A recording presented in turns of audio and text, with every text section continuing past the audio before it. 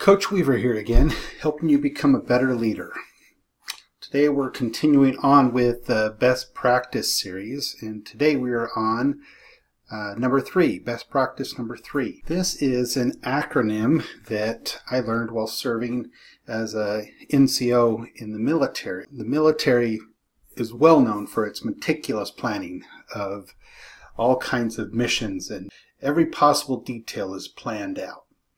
But what people don't often realize that aren't involved in the military, have never been in the military, is that the military is just as detailed in the events that happen after a mission.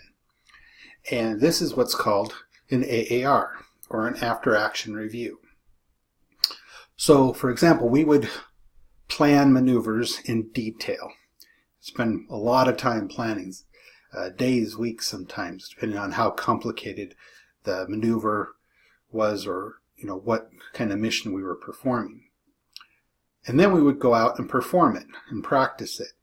And after we were done, we would gather around and debrief in an after-action review. Now, why? Because research has shown that as much as 87% of training can be forgotten in just a few weeks. So in business, what does that mean? We bring in people, we train them. What happens 2 weeks after they're trained? Or something happens, an experience of some kind, maybe a lesson was learned, but then it's forgotten. So we have to review things to retain them. And this is one of the biggest problems I see in business, is when businesses things are going good. Say a service call went really well. We don't talk about it. We don't review to understand, well, why did it go well? We're just happy that it went well. Or when a service call went bad, what's our typical response? We get focused on getting it fixed or corrected, making sure that the customer is happy. But as soon as we get that fixed and the issue resolved, what do? We put it out of our mind. We just move on, let's move on. And we never retain the learning or get the learning potential out of those experiences. So this best practice number 3 is about changing our mentality, changing the way we look at things, and really focus on learning from every experience that we can, using every situation as a learning experience to improve ourselves, our employees, and/or the processes that we have. So in an after-action review, there's basically 3 main components, or 3 major steps that we need to have.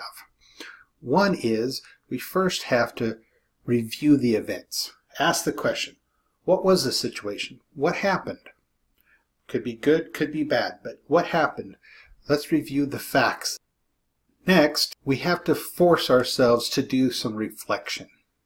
We have to reflect on what went good, what went bad, and truly try to figure that out in a deep way, rather than just kind of skimming over, but understanding those things. The third one is then actually processing for improvement and asking the question, what could have been better?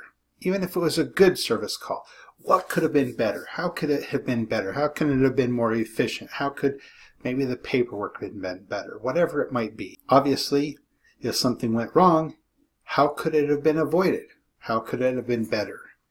And as we process those things, we learn things. When we do these 3 steps, we improve learning and we improve the retention of the learning.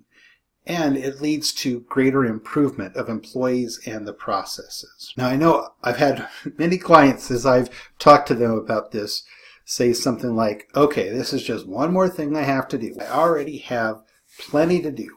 I'm not excited about this, and I don't see that employees are going to be excited about this.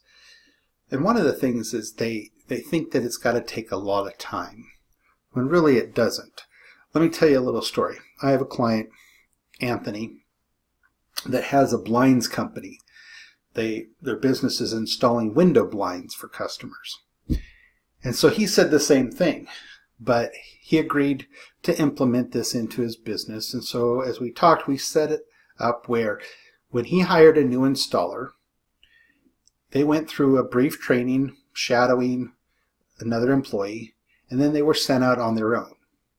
But for the first 2 weeks, after leaving each job, the installer had to call Anthony and review these few questions with him. In a short period of time, the employees knew the questions by heart. But it made them think about the questions even during the job. And it changed the way they were thinking and improved the way that they approach things, to the point that those employees improved better and faster than any previous employees that Anthony had hired.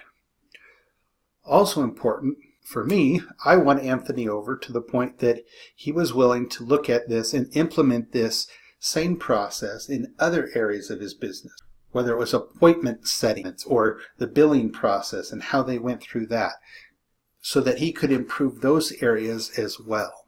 So my suggestion for you is to look for places where you can implement this AAR process to improve your employees, your leadership, and your processes, and have better business. Until next time, best success.